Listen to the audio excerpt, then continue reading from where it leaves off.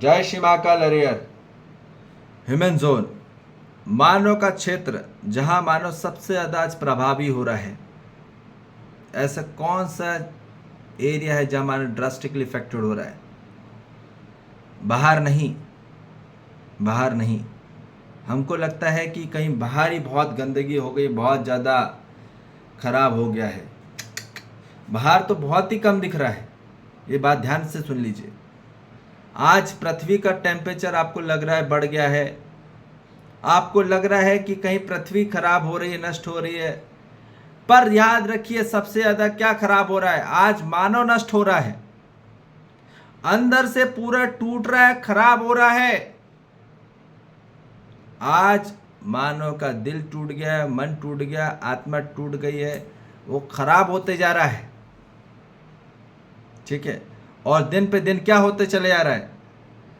वो हो रहा है खतरनाक। आंतरिक में जो बाहरी वातावरण खराब नहीं हो रहा है, मानव का आंतरिक वातावरण खराब हो रहा है। ठीक है, जो कि खतरनाक हो रहा है, विषैला हो रहा है। बाहर विषैला नहीं हुआ है, पानी इतना खराब नहीं हुआ है, जितना मानव का व्यवहार और विचार खराब हो चुका है। हाँ या ना? चरित्र खराब हो गया, आचरण खराब हो गया है, कैरेक्टरिस्टिक खराब हो गए, प्रॉपर्टीज खराब हो गई है। अब बोलो, बाहर मानो कि नदियां इतनी विषैली नहीं हुई है, कोई नदियां कोई इतना खराब नहीं हुई है, कोई वायु इतनी खराब नहीं हुई है। ठीक है, धरती पे इतना केमिकल डल गया मगर इतना कोई खराब नहीं हुआ, जितना कि आज हर मानव जाति के अंदर रग रग में क्या चल रहा है। अब सुन, ध्यान से सुनना, क्या खतरनाक विषैला क्षेत्र क्रिएट हो गया आज पूरी मानव जाति में। भ्रमित मानव के अंदर में क्या क्रिएट हो गया है? आज वो सबसे ज्यादा अभाव में है, हिटेस में है। तो वो कब हो रहा है, कब अभाव में हो रहा है? क्योंकि वो उलझता है और उलझाता है। क्या? सिर्फ जिंदा रहते हुए। आज भ्रमित मानव सिर्फ जिंदा है, मरे हुए लाश की तरह। ठीक है, जहां खुद तो उलझ ही गया, खुद के अंदर पूरी गांठ तो बनी गई, अब दूसरे की भी गांठ बंध रहा है। खुद तो उलझ ही गया, दूसरे को भी उलझाएगा, खुद तो गिरा ही गिरा, दूसरों को भी खाई में डाल रहा है। तो ये कौन सा ऐसा क्षेत्र है जहां मानव सबसे ज्यादा प्रभावित होता है? वो होता है अभाव में। हिटेस जो बताया हमने, उसको कमी लग रहा है, कितना भी कुछ भी प्राप्त कर ले वो कमी पड़ रहा है उसको। कोई भी अपने आदमी अपने क्षेत्र में भी यदि परफेक्ट हो गया, एक्सपर्ट बन गया, तो उसमें भी उसको कुछ कमी लग रही है, वो अभाव लग ही रहा है, फुलफिलमेंट हुआ ही नहीं। ठीक है, वो तृप्ति नहीं हो पा रहा, कोई तृप्ति का बिंदु ही नहीं मिल रहा आज पूरी मानव जाति में। क्या करोगे? तो पूर्ण मानव जाति भटक रही है आज।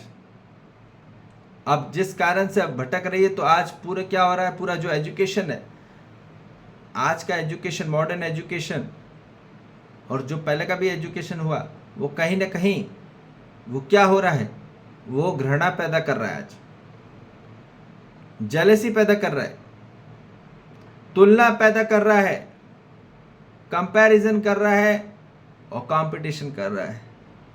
अब घृणा है एक दूसरे से। जब तक कंपैरिजन है तब तक कंपटीशन है। समझ में आ रही बात?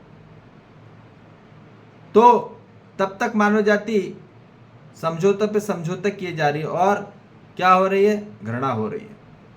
समझौते के साथ घृणा है ही, इतना बस ध्यान रखिए। वहां समझना नहीं हो रहा, समझौता हो रहा है। तो वहां पे अधूरापन रह गई, और जिस कारण से अब वहां मानव निंदा में रहता है, ब्लेमिंग करने लग जाता है। जब मानव घृणा में रहता है तो वो ब्लेम ही करता है, और जब मानव ब्लेम करता है तो अंदर फ्लेम होता है। इतना याद रखना, वो अंदर जलता है। जब जब मानव एक दूसरे के प्रति ब्लेम करता है, वो आंतरिक में जलता है। तो आंतरिक में जल रहा, तो अब हैजर्डस टॉक्सिक जोन तो खुद अंदर में है ना, खुद अपने आप को जला रहा है आंतरिक।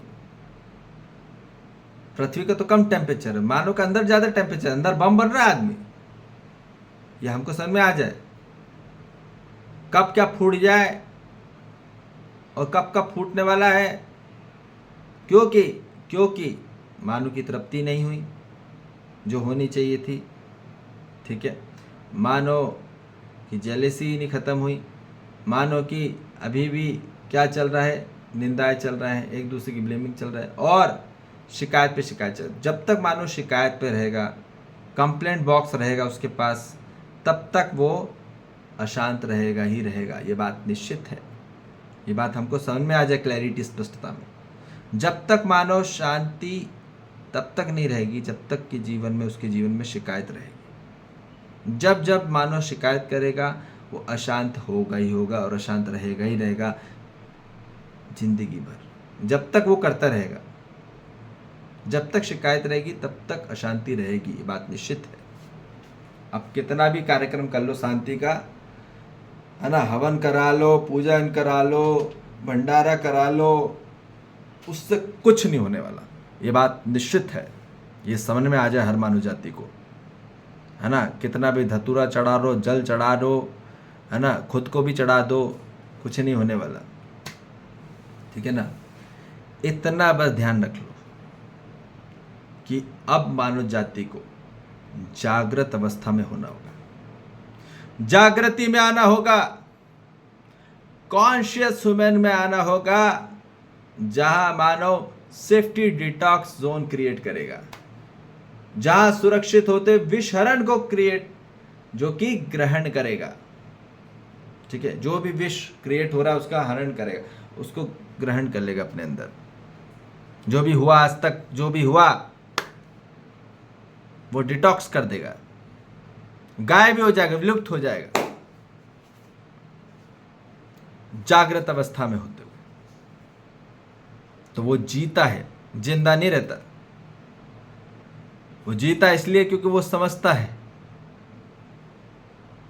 प्रकृति के हर कोड को और ब्रह्मांड के हर कोड को वो समझता है,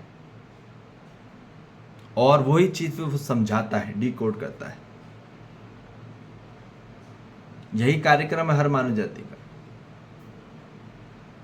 जितने भी महापुरुष उन्होंने क्या करा, कोडिंग और डी कोडिंग करा, समझा और समझाया। यही तो है पूरा कार्यक्रम, यही तो पूरा प्रयोजन है। पर क्या कोड डी कोड करना है, ये बात क्लैरिटी में आ जाए। समझ में आ रहा है बात। तो शब्द के भीतर भी आंतरिक जीवन में भाव को कोडिंग और डी कोडिंग में होना है। ठीक है, सिर्फ नंबर और डिजिट में न रह जाए और ना ही वर्ड्स में रह जाए। तो कोडिंग और डी कोडिंग जो होगी, समझना और समझाना होगी मानव को तृप्ति पूर्वक। तो जागृत मानव पहले तृप्त होता है और फिर वो समझाता है, समझते हुए तृप्त होता है और समझाते हुए भी तृप्त होता है। वो फुलफिलमेंट ही होगा। ठीक है, और वो जीता है फिर, क्योंकि जो तृप्त हुआ वो जिएगा।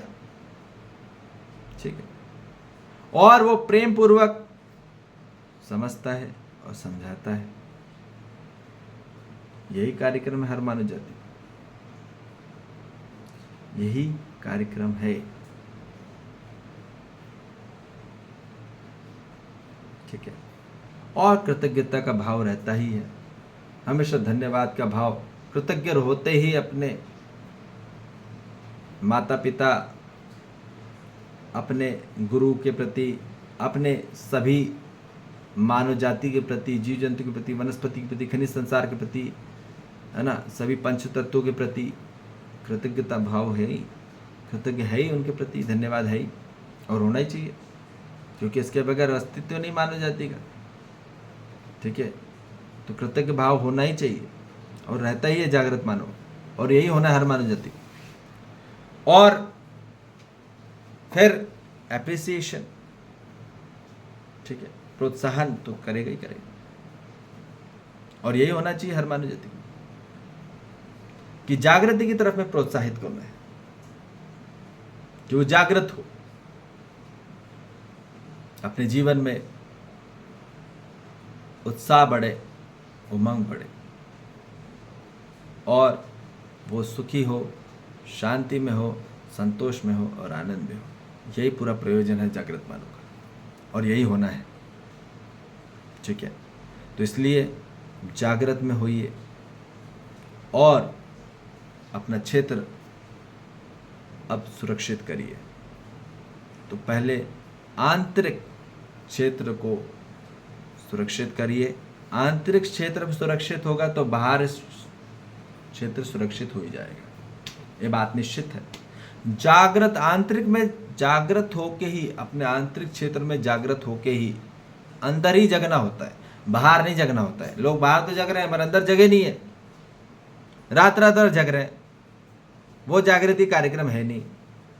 आंतरिक से जगना है, ये बात हमको क्लैरिटी बात समझ में आ जाए कि आंतरिक से जगना है। आंतरिक से जग गए आदमी तो बस वो समझेगा, समझाएगा, उलझेगा नहीं। भ्रमित मानो उलझता रहता है छोटी छोटी बात को लेकर और उलझाता रहता है, और यही नहीं करना है। इसलिए अब समझना है, अब जीवन को समझना है, अस्तित्व को समझना है, मानव को समझना है। जीवन क्या है ये समझना है, मानव क्या है ये समझना है, अस्तित्व क्या है ये समझना है, और जीना क्यों, जीना कैसे ये समझना है और समझाना है। ठीक है, तो पहले समझने पे आना पड़ेगा, फिर समझा सकते हैं। ठीक है जी, चलिए, जय श्री महाकाल, हरि हर।